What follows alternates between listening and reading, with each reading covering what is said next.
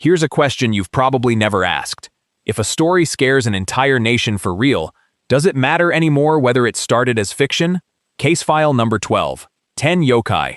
10 figures a horror game turned into monster designs for you to survive. We're working this file backward, from case 10 down to case 1, because the last name on this list isn't just the scariest, it answers the question we just asked. I'm not naming it yet. Sit with the question instead. We'll come back to it, once, right before the file closes. Some of these 10 figures are pure invention, softened by centuries of retelling. One of them is barely older than your own parents. 10 cases, 10 yokai. Let's open the file. Here's the pattern connecting every case in this file. None of these figures were built for a game first. Every one of them answered a real fear, for a real village, long before pixels existed. Some answered a fear about objects. Some answered a fear about marriage or illness or the ocean at night. Every answer just happened to take the shape of a monster. A horror game borrowing these figures isn't inventing dread from nothing. It's borrowing centuries of a village's actual homework on the subject.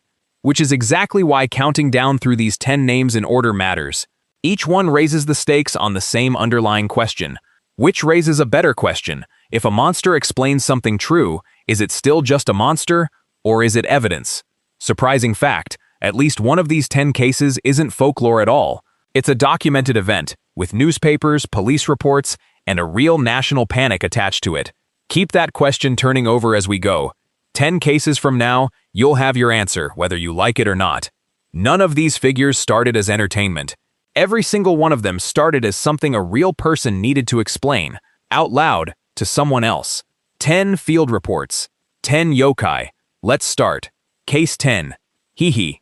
Ask yourself first, what happens when a real animal and a real monster share the exact same name, on purpose? In Edo period yokai encyclopedias, the Hihi is drawn as a massive ape-like creature living deep in the mountains, strong enough to abduct travelers who wander too far from the path. Artist Toriyama Sekien cataloged the Hihi in the 18th century alongside hundreds of other yokai, treating it as a genuine entry in Japan's folklore record. Here's what makes this case different from the others. Hihi was also the actual Japanese word used historically for baboons, encountered through limited trade contact with distant regions. So which came first, the word for the animal or the word for the myth? Historians studying the term genuinely can't fully separate the two anymore. Japan has no native baboon population at all. Any real encounter would have come through limited trade contact, possibly via Dutch merchants at the Nagasaki trading post. Toriyama Sekien's illustrations gave the Hihi a red face and long white hair, details that line up strangely well with an actual mandrill, an animal no Edo period villager should have ever seen firsthand. Exotic animal menageries did occasionally pass through Japanese ports during this period, meaning a rare, genuine sighting could plausibly have reached a village storyteller secondhand, distorted with each retelling. Even Japan's own native macaques, the famous snow monkeys, may have fed the legend further, since a startled traveler in poor light could easily mistake one for something larger and more deliberate. So which raises the better question: is the Hihi really a monster at all, or just a real animal, misjudged once and never corrected for 300 years? If a real primate and an imagined mountain demon can share one name for centuries, what does that say about where the line between animal and monster actually sits? That question doesn't have a clean answer. Neither does the next case, which asks what happens when an object outlives its own gratitude. Case 9. Tsukumogami. Here's a question worth sitting with. At what exact point does an old object stop being a thing and start being owed something? Japanese folklore answers with startling precision: exactly 100 years. Tools, once they reach that age, are believed to awaken a spirit of their own. The 15th century scroll, known as the Tsukumogami Emaki, depicts discarded household objects, thrown away as junk, rising up furious at the disrespect of being abandoned. In the story, these object spirits are eventually calmed and become Buddhist believers themselves, rather than staying vengeful forever. That belief didn't stay in an old scroll. Real memorial rituals still exist in Japan today, like Hari-Kuyo, a formal ceremony specifically honoring worn-out sewing needles before disposal. Specific Tsukumogami even got individual names and forms in Sekien's later catalogs. a one-eyed, one-legged umbrella called Karakasa Obake, and a torn paper screen with wandering eyes called Mokumokuren. Even musical instruments got their own entry. Biwa Boku Boku, an old lute-grown legs and a resentful face, exactly the kind of everyday object a household would have owned for generations. The belief wasn't limited to obviously valuable items either. Even a cracked cooking pot or a worn-out sandal could, in theory, cross that same 100-year threshold. Which raises the better question underneath this entire case. If enough time genuinely changes an object's status, what does that suggest about how we're supposed to treat the newer things sitting right next to it? So if an object can accumulate enough history to deserve a funeral, what does that mean for everything sitting, right now, in your own house? That's not a rhetorical trick. It's the actual logic underneath the next case too, except this time, the object grew directly out of a person. Case 8. Rokurokubi. Ask yourself this. If only one part of a person changes at night, is the rest of them still fully who they were during the day? Rokurokubi appear ordinary by daylight. At night, while sleeping, their neck stretches to an impossible length, or in darker versions, the head detaches and flies off entirely. Edo period ghost story collections documented both versions extensively, treating them as separate, specific categories rather than one loose monster type. Writer Lafcadio Hearn, collecting Japanese ghost stories for Western readers in 1904, retold a Rokurokubi tale directly in his book Kwaidan, introducing the creature to an entirely new audience. Here's the detail that should bother you more than it does.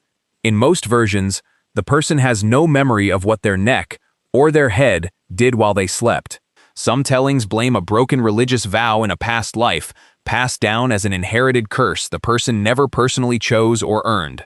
Ukiyo-e artists, including Katsushika Hokusai, printed Rokurokubi scenes for popular audiences, proof this wasn't a fringe belief but genuine mainstream entertainment. Some regional tellings even split the household over it. A spouse might genuinely believe they'd married a Rokurokubi, discovering the truth only after years of shared, apparently ordinary daylight life. The two subtypes even carried different social weight. A stretching neck Nobiagari was often treated as tragic or cursed, while a fully detaching Nukekubi leaned closer to outright dangerous. That distinction matters. One version asks for sympathy, the other asks you to run. Folklore rarely bothers drawing that line unless the underlying fear is genuinely different. Which raises the better question. If part of you does something you never chose and never remember, how much of that act is still yours? We'll come back to that question later in this file, in a much more literal way. For now, the next case answers with teeth instead of a neck. Case 7. Ohaguro-Bettari. Here's the question this yokai forces on you. What happens when a real beauty standard becomes, generations later, the source of pure horror? The legend describes a woman in full bridal dress, approached from behind. She turns, and where her face should be, there's only a wide, blackened, toothy smile. That blackened smile isn't invented. Ohaguro, tooth blackening, was a genuine, centuries-long Japanese cosmetic practice, signaling that a woman was married or of proper age. Teeth were dyed using a solution called kanamizu, iron filings dissolved in vinegar, applied by married women well into the Meiji era, until it was formally banned in 1870. Some modern dental historians even note the dye had a side benefit, protecting teeth from decay, an actual functional reason layered under the tradition. So the same practice that once signaled a proper, respectable marriage became, within a few generations, the single most frightening detail in an entire yokai's design. What changed? The practice? Or us? The yokai always appears specifically in bridal dress, because ohaguro was traditionally completed as part of wedding preparation itself, not applied at some random later point. Earlier in Japanese history, blackened teeth weren't limited to women at all.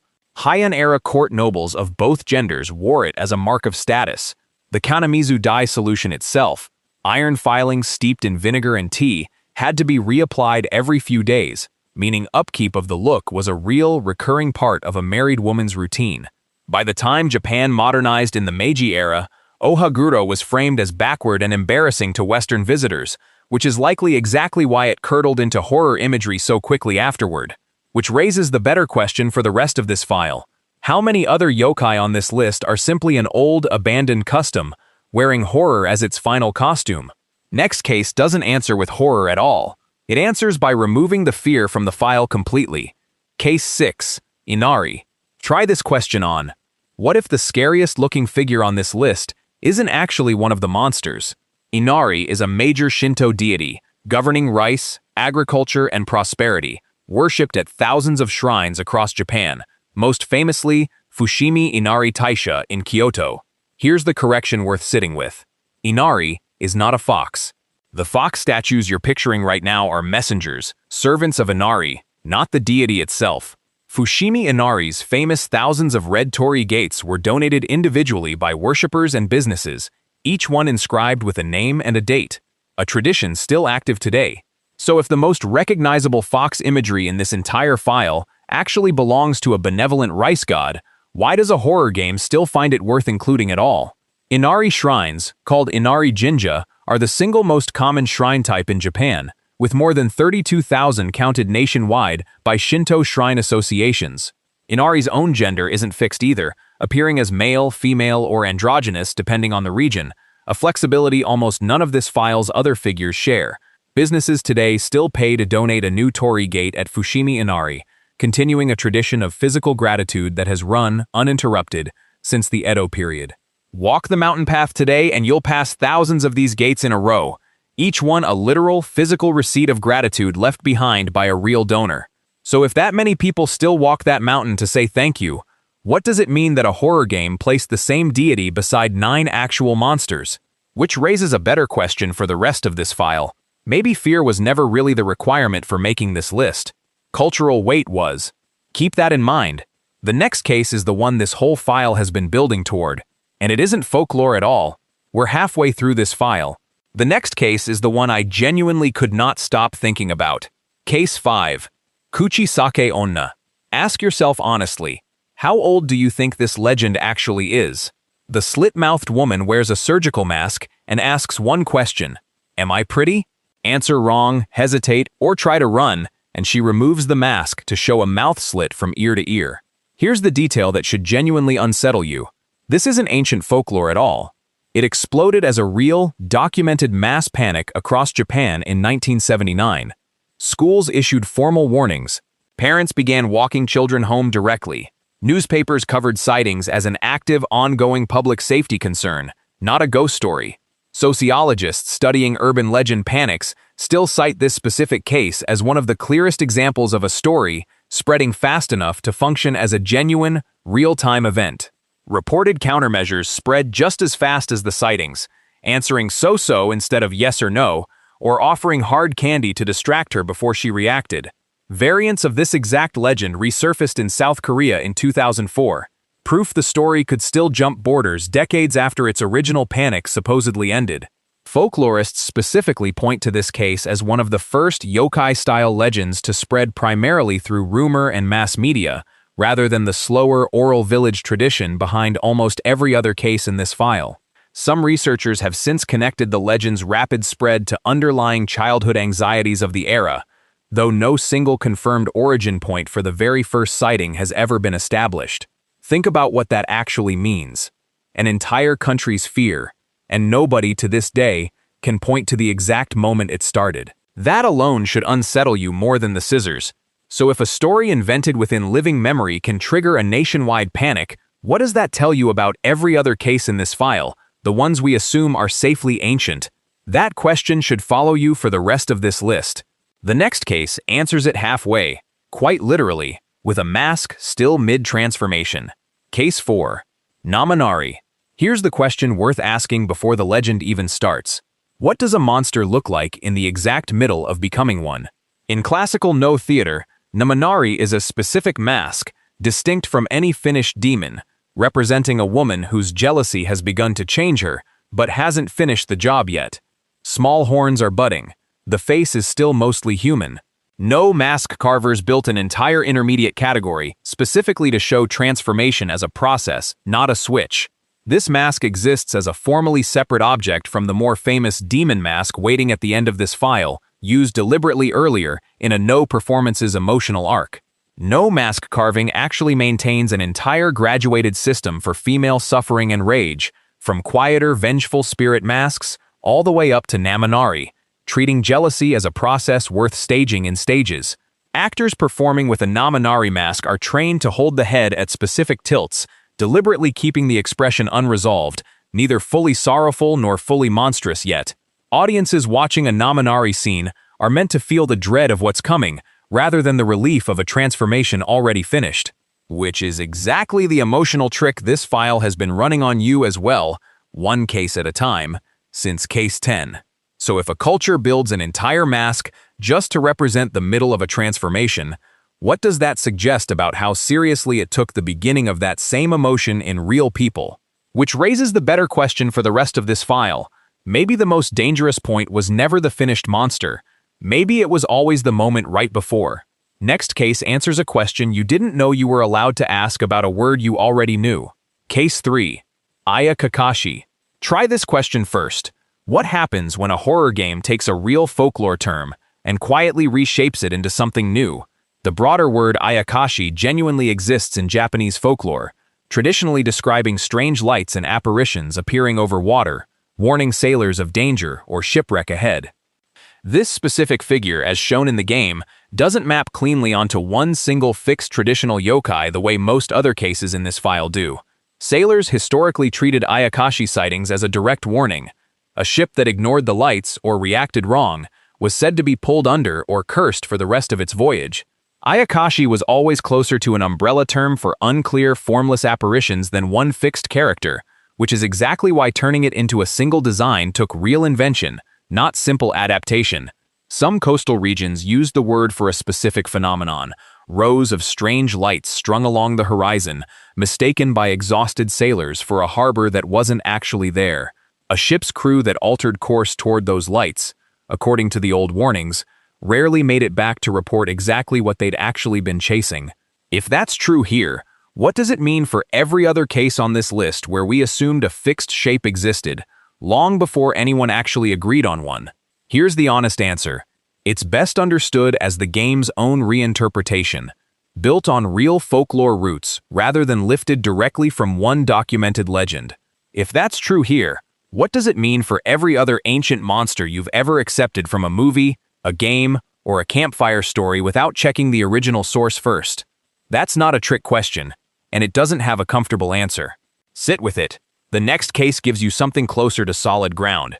Case 2. Kitsune. Here's the real question underneath this one. What happens when a folk illness gets an official name, and a fox as its explanation? Kitsune are fox spirits, capable of shape-shifting, most famously into beautiful women, and gaining an additional tail for every century they survive, up to 9. Some serve the deity Inari directly, benevolent messengers called Myobu. Others, wild and unaffiliated, called Nogitsune, are blamed for mischief, deception, and outright harm. Here's the detail that moves this out of pure story. Kitsune Tsuki, fox possession, was a real, diagnosed folk affliction in Japan, with documented symptoms and formal exorcism rituals. Physicians and priests treated reported cases of Kitsune Tsuki well into the early 20th century, in some rural regions, as an actual explanation for erratic or altered behavior. So which raises the better question? Was the fox ever really the point? Or was Kitsune Tsuki simply the only medical language available for something else entirely? The most powerful version, the nine-tailed kitsune, appears in the legend of Tamamo no Mei, a fox disguised as a courtesan, who nearly destroyed the Japanese emperor before being exposed. Her legendary remains are said to rest inside a real boulder in Tochigi Prefecture called the Killing Stone, which actually split apart in 2022, an event covered internationally as real news. Local reactions ranged from scientific, citing simple erosion and weather damage, to genuinely uneasy, treating the split stone as an omen worth taking seriously after 400 years intact. Visitors still travel to the site today specifically to see the crack in person, turning a centuries-old legend into an active, present-day tourist detail. Which raises the better question before we reach the final case. If a 400-year-old curse can still make international news in 2022, has this file ever really been about the past at all? One case remains. This is the one I mentioned at the very start of this file. Case 1. Hannya. Here's the question this entire file was built to ask. What does a face look like at the exact moment rage stops being an emotion and becomes a permanent shape? Hannya isn't technically a creature at all. It's a no mask, representing a woman whose jealousy and grief have fully completed the transformation. Namanari only started. The mask carries horns, fangs, and metallic eyes, used in plays like Aoi no Ue and Dojoji, where repressed female rage finally reaches its absolute limit. Here's the detail that should genuinely stop you. Mask carvers built the Hannya using a specific technique. Tilting the face slightly changes its expression entirely, from grief to fury, depending on the light. The same fixed object can look like sorrow from one angle, and pure demonic rage from another, without a single carved line actually moving. Carvers even distinguish shades within the same mask type. A paler Hannya, representing a more human, sorrowful remainder. A deep red Hannya, representing rage with almost nothing human left inside it. This isn't a retired historical relic either. Traditional mask carvers in Japan still hand-carve new Hannya masks today, using techniques passed down student to teacher for centuries. A single Hannya mask can take a trained carver several months to complete, each one individually tuned so its expression shifts correctly under stage lighting. Even the horns are meaningful. Shorter, less developed horns can signal a demon still holding on to some fragment of her original humanity. Even the metallic eyes are functional, not decorative, catching stage light at specific angles so the mask appears to stare directly at whoever it's facing. If that's true of a 200-year-old wooden mask, what does it suggest about every monster in this file we assumed had one fixed, simple explanation? That's the answer to the question I asked you at the very start. A story doesn't need to be ancient, or even fictional, to become real enough to change how an entire culture behaves. 10 cases, 10 yokai. Every one of them was a real question, wearing a face specifically built so you wouldn't have to ask it directly. At a village, a shrine, or a bedside, centuries before anyone thought to put it in a game. Some explained objects. Some explained illness. One explained a national panic that happened within living memory. Not folklore at all. Notice the pattern underneath every single case. The scariest detail was never the monster itself. It was always the real, unresolved question, sitting quietly underneath it. Some of those questions were about grief. Some were about beauty standards, or illness, or an object nobody thought to thank before throwing it away. A horror game putting all 10 in one lineup isn't creating new fear. It's just finally putting the original homework back on display. Case file number 12, closed. Which case actually changed how you'll look at something ordinary? An old tool, a mirror, a mask, the next time you see one? What question does this file leave you wanting to investigate next? Next case file, we're opening a question about a different set of monsters entirely, the ones a different game borrowed without ever naming their real source. 10 cases, 10 yokai, 0 of them started as a game asset. This is Professor Detective. Stay curious. The truth is always hiding in plain sight.